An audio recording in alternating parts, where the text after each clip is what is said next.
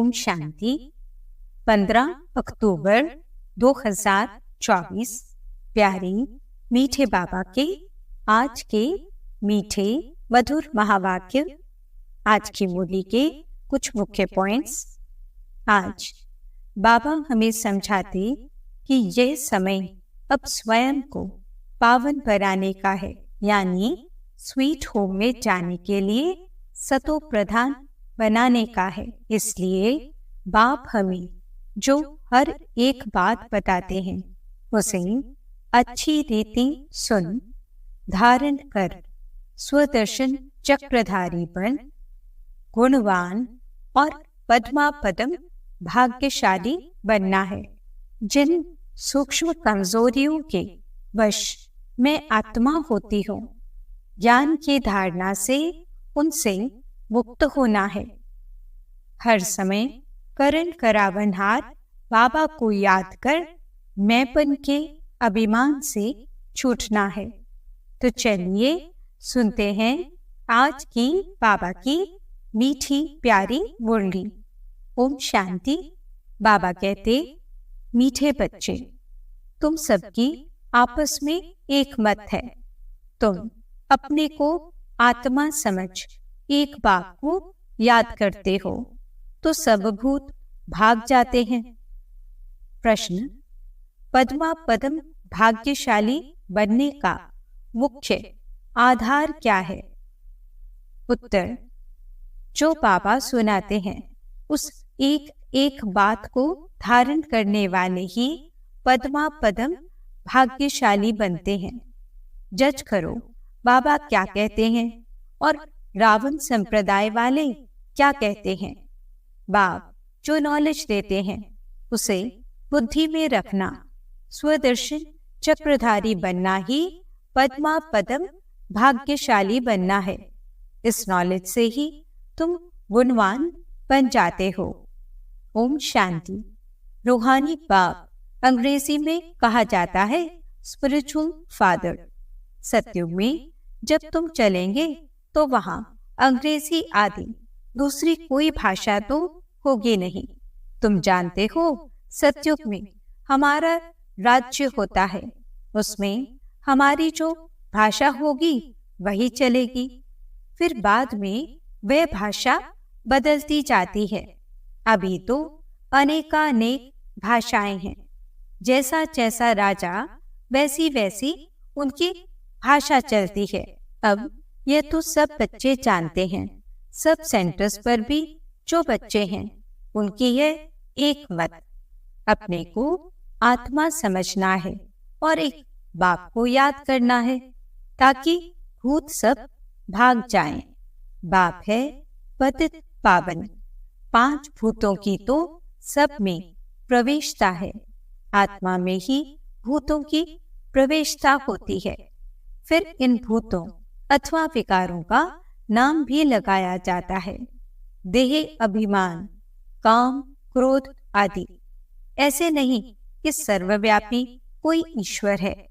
कभी भी कोई कहे कि ईश्वर सर्वव्यापी है तो कहो सर्वव्यापी आत्माएं हैं और इन आत्माओं में 5 विकार सर्वव्यापी हैं। बाकी ऐसे नहीं कि परमात्मा सर्ववी विराजमान है। परमात्मा में फिर 5 भूतों की प्रवेशता कैसे होगी? एक एक बात को अच्छी रीति धारण करने से तुम पद्मा पदम भाग्यशाली बनते हो। दुनिया वाले रावण संप्रदाय क्या कहते हैं और बाप क्या कहते हैं? अब जज करो। हर एक के शरीर में आत्मा है। उस आत्मा में 5 विकार प्रवेश हैं। शरीर में नहीं, आत्मा में 5 विकार अथवा भूत प्रवेश होते हैं। सतयुग में ये 5 भूत नहीं हैं। नाम ही है डेटी वर्ल्ड। यह है डेविल वर्ल्ड। डेविल कहा जाता है असुर को। कितना दिन और रात का फर्क है। अभी तुम चेंज होते हो। वहां तुम्हारे में कोई भी विकार, कोई अवगुण नहीं रहता। तुम्हारे में संपूर्ण गुण होते हैं। तुम 16 कला संपूर्ण बनते हो। पहले थे फिर नीचे उतरते हो। इस चक्र का अभी मालूम पड़ा है 84 का चक्र कैसे फिरता है। हम आत्मा को स्व का दर्शन हुआ है, अर्थात इस चक्र का नॉलेज हुआ है। उठते बैठते चलते तुमको ये नॉलेज बुद्धि में रखना है। बाप नॉलेज पढ़ाते हैं। यह रूहानी नॉलेज बाप भारत में ही आकर देते हैं। कहते हैं ना, हमारा भारत। वास्तव में हिंदुस्तान कहना तो रॉन्ग है। तुम जानते हो, भारत जब स्वर्ग था तो सिर्फ हमारा ही राज्य था और कोई धर्म नहीं था। न्यू वर्ल्ड थी। न्यू दिल्ली कहते हैं ना, दिल्ली का नाम असल दिल्ली नहीं था, परिस्थान कहते थे। अभी तो नई दिल्ली और पुरानी दिल्ली कहते हैं, फिर न पुरानी न नई दिल्ली होगी, परिस्थान कहा जाएगा। दिल्ली को कैपिटल कहते हैं। इन लक्ष्मी नारायण का राज्य होगा और कुछ भी नहीं होगा, हमारा ही राज्य होगा। अभी तो राज्य नहीं है, इसलिए सिर्फ कहते हैं हमारा भारत देश है। राजाएं तो है नहीं। तुम बच्चों की बुद्धि में सारा ज्ञान चक्र लगाता है। बरोबर पहले पहले इस विश्व में देवी देवताओं का राज्य था और कोई राज्य नहीं था। जमुना का किनारा था, उसको परिस्थान कहा जाता था। देवताओं की कैपिटल दिल्ली ही रही है तो सभी को कशिश होती है। सबसे बड़ी भी है, एकदम सेंटर यानी बीच है। मीठे मीठे बच्चे जानते हैं, पाप तो जरूर हुए हैं, पाप आत्मा बन गए हैं। सतयुग में होते हैं पुण्य आत्माएं। बाप ही आकर पावन बनाते हैं, जिसकी तुम शिव जयंती भी बनाते हो। अब जयंती अक्षर तो सबसे लगता है, इसलिए इनको फिर शिवरात्रि कहते हैं। रात्रि का अर्थ तो तुम्हारे सिवाय और कोई समझ न सके। अच्छे अच्छे विद्वान आदि कोई भी नहीं जानते कि शिवरात्रि क्या है, तो मना में क्या। बाप ने समझाया है रात्रि का अर्थ क्या है। यह जो 5000 वर्ष का चक्र है, उसमें सुख और दुख का खेल है। सुख को कहा जाता है दिन, दुख को कहा जाता है रात।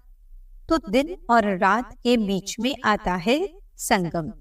आधा कल्प है सोझरा, आधा कल्प है अंधियारा। भक्ति में तो बहुत तीक तीक चलती है। यहाँ है सेकंड की बात, बिल्कुल इजी है। सहज योग। तुमको पहले जाना है मुक्ति धाम, फिर तुम जीवन मुक्ति और जीवन बंध में कितना समय रहे हो, यह तो तुम बच्चों को याद है, फिर भी घड़ी घड़ी भूल जाते हो। बाप समझाते हैं योग अक्षर है ठीक, परंतु उन्हों का है जिस्मानी योग। यह है आत्माओं का परमात्मा के साथ योग। सन्यासी लोग अनेक प्रकार के हठ योग आदि सिखाते हैं, तो मनुष्य मूंझते हैं। तुम बच्चों का बाप भी है तो टीचर भी है, तो उनसे योग लगाना पड़े ना। टीचर से पढ़ना होता है। बच्चा जन्म लेता है तो पहले बाप से योग होता है, फिर 5 वर्ष के बाद टीचर से योग लगाना पड़ता है, फिर वानप्रस्थ अवस्था में गुरु से योग लगाना पड़ता है। 3 मुख्य याद रहते हैं, वे तो अलग अलग होते हैं।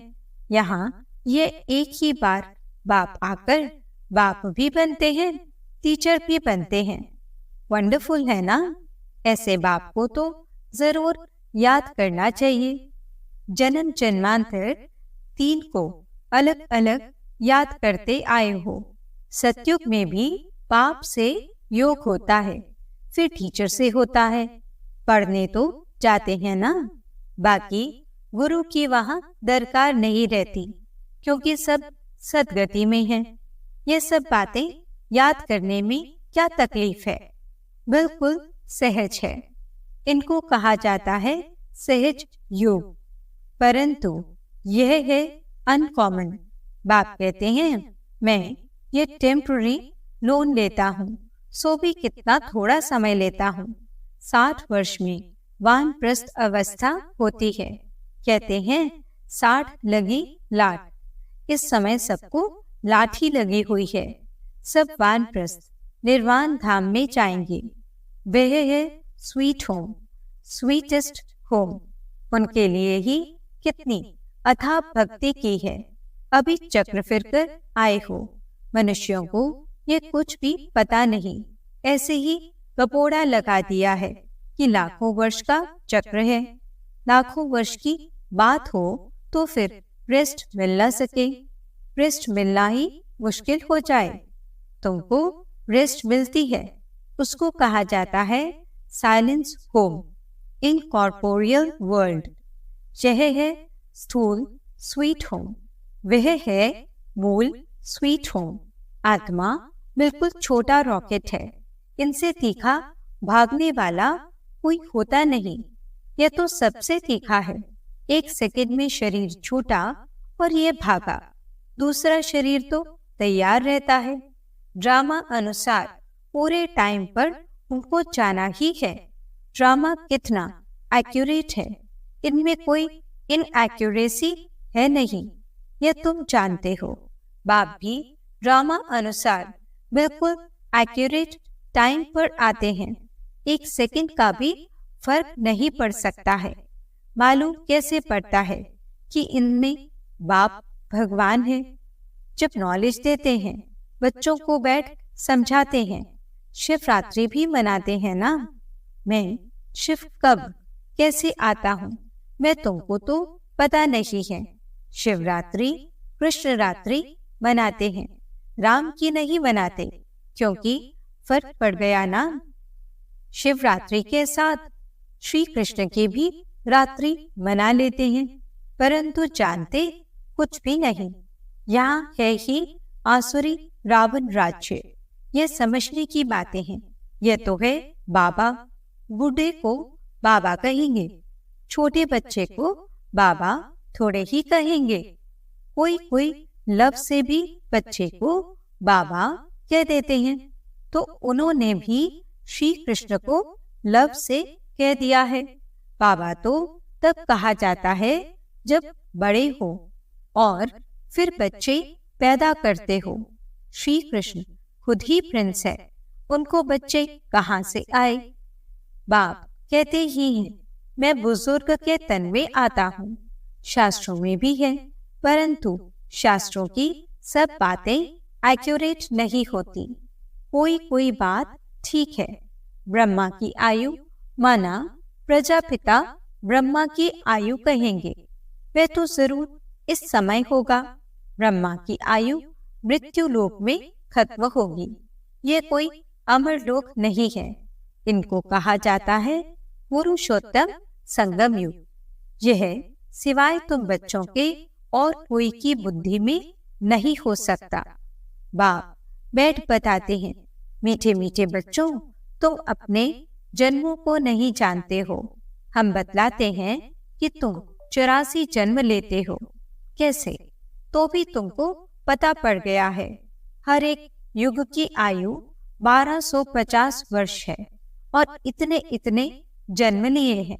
84 जन्मों का हिसाब है ना। 84 लाख का तो हिसाब हो न सके। इनको कहा जाता है 84 का चक्र। 84 लाख की तो बात ही याद न आए। यहाँ कितने अपार दुख हैं। कैसे दुख देने वाले बच्चे पैदा होते रहते हैं। इसको कहा जाता है घोर नरक। बिल्कुल छीछी दुनिया है। तुम बच्चे जानते हो, अभी हम नई दुनिया में जाने के लिए तैयारी कर रहे हैं। पाप कट जाएं तो हम पुण्य आत्मा बन जाएं। अभी कोई पाप नहीं करना है। 1-2 पर काम कटारी चलाना, ये आदि मध्य अंत दुख देना है। अभी ये रावण राज्य पूरा होता है। अभी है कलयुग का अंत। यह महाभारी लड़ाई है अंतिम। फिर कोई लड़ाई आदि होगी ही नहीं।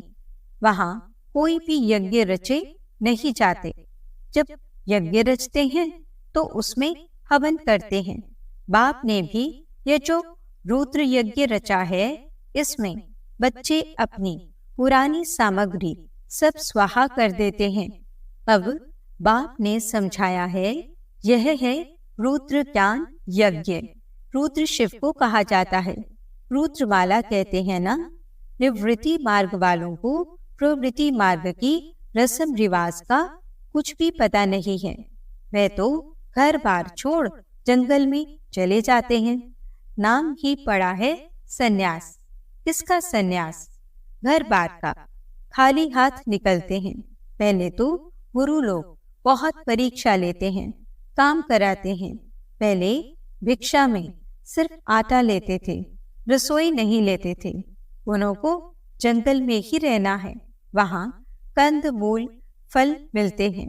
ये भी कायन है। जब सतो प्रधान सन्यासी होते हैं तब यह खाते हैं। अभी तो बात मत पूछो, क्या क्या करते रहते हैं। इसका नाम ही है विशियस वर्ल्ड। वह है वाइसलेस वर्ल्ड। तो अपने को विशियस समझना चाहिए ना। बाप कहते हैं सत्य को कहा जाता है शिवालय, वाइसलेस वर्ल्ड। यहाँ तो सब है पतित मनुष्य। इसलिए देवी देवता के बदले नाम ही हिंदू रख दिया है। बाप तो सब बातें समझाते रहते हैं। तो असल में हो ही बेहद बाप के बच्चे। वे तो तुम्हें 21 जन्मों का वर्षा देते हैं। तो बाप मीठे मीठे बच्चों को समझाते हैं, जन्म जन्मांतर के पाप तुम्हारे सिर पर हैं। पापों से मुक्त होने के लिए ही तुम बुलाते हो। साधु संत आदि सब पुकारते हैं, हे पतित पावन। अर्थ कुछ नहीं समझते, ऐसे ही गाते रहते हैं, ताली बजाते रहते हैं। उनसे कोई पूछे परमात्मा से योग कैसे लगावें, उनसे कैसे मिले, तो कह देंगे वह तो सर्वव्यापी है। क्या यही रास्ता बताते हैं? कह देते वेद शास्त्र पढ़ने से भगवान मिलेगा। परंतु बाप कहते हैं मैं हर 5000 वर्ष के बाद ड्रामा के प्लान अनुसार आता हूँ। यह ड्रामा का राज सिवाय बाप के और कोई नहीं जानते। लाखों वर्ष का ड्रामा तो हो ही नहीं सकता। अब बाप समझाते हैं ये 5000 वर्ष की बात है। कल्प पहले भी बाबा ने कहा था कि मन मना भव, यह है महामंत्र, माया पर जीत पाने का मंत्र है। बाप ही बैठ अर्थ समझाते हैं, दूसरा कोई अर्थ नहीं समझाते। गाया भी जाता है ना, सर्व का सद्गति दाता एक। कोई मनुष्य तो हो नहीं सकता। देवताओं की भी बात नहीं है, वहां तो सुख ही सुख है। वहां कोई भक्ति नहीं करते। भक्ति की जाती है भगवान से मिलने के लिए। सत्युग में भक्ति होती नहीं, क्योंकि 21 जन्मों का वर्षा मिला हुआ है। तब गाया भी जाता है दुख में सिमरन। यहाँ तो अथाह दुख है। घड़ी घड़ी कहते हैं भगवान रहम करो। ये कलयुगी दुखी दुनिया सदैव नहीं रहती। सतयुग त्रेता पास्ट हो गए हैं, फिर होंगे। लाखों वर्ष की तो बात भी याद नहीं रह सकती। अब बाप तो सारी नॉलेज देते हैं, अपना परिचय भी देते हैं और रचना के आदि मध्य अंत का राज भी समझाते हैं। 5000 वर्ष की बात है। तुम बच्चों को ध्यान में आ गया है। अभी तो पराये राज्य में हो। तुमको अपना राज्य था, यहाँ तो लड़ाई से अपना राज्य लेते हैं। हथियारों से मारामारी से अपना राज्य लेते हैं। तुम बच्चे तो योग बल से अपना राज्य स्थापन कर रहे हो। तुम्हें सतो प्रधान दुनिया चाहिए। पुरानी दुनिया खत्म हो गई, दुनिया बनती है। इसको कहा जाता है कलयुग। पुरानी दुनिया सतयुग है, नई दुनिया यह भी किसको पता नहीं है। सन्यासी कह देते ये आपकी कल्पना है। यहाँ ही सतयुग है, यहाँ ही कलयुग है। अब बाप बैठ समझाते हैं। एक भी ऐसा नहीं है जो बाप को जानते हो। अगर कोई जानता होता तो परिचय देता। सत्युग त्रेता क्या चीज है, किसको समझ में थोड़े ही आता है। तुम बच्चों को बाप अच्छी रीति समझाते रहते हैं। बाप ही सब कुछ जानते हैं। जानी जाननहार अर्थात नॉलेजफुल है। मनुष्य सृष्टि का बीज रूप है। ज्ञान का सागर, सुख का सागर है। उनसे ही हमको वर्षा मिलना है। बाप नॉलेज में आप समान बनाते हैं। अच्छा, मीठे मीठे सिकिलते बच्चों प्रति माता पिता बाप दादा का याद प्यार और गुड मॉर्निंग। रूहानी बाप की रूहानी बच्चों को नमस्ते। हम रूहानी बच्चों की रूहानी बाप दादा को दिल व जान सिक व प्रेम से नमस्ते नमस्ते नमस्ते जी। गुड मॉर्निंग बाबा। शुक्रिया बाबा। धारणा के लिए मुख्य सार। पहला पॉइंट, यह पापों से मुक्त होने का समय है, इसलिए अभी कोई पाप नहीं करना है।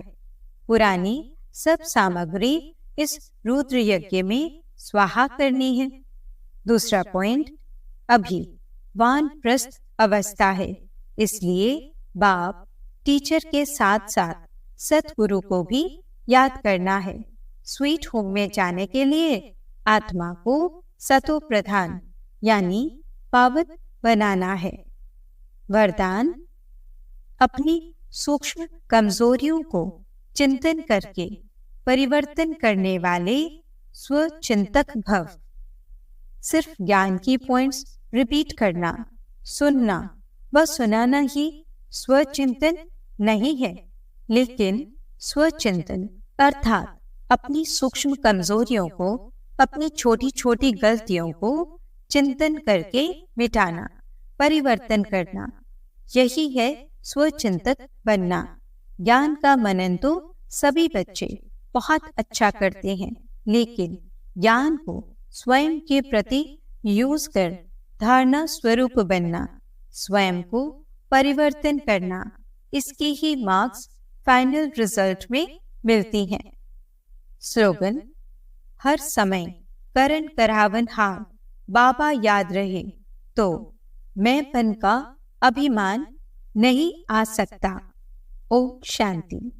आज के अव्यक्त इशारे। पुराने संस्कार व्यर्थ संकल्प व विकल्प के रूप में जब इमर्ज होते हैं, तब बुद्धि में एक ही शब्द आता है कि ये क्यों हुआ। क्यों से व्यर्थ संकल्पों की क्यों शुरू हो जाती है।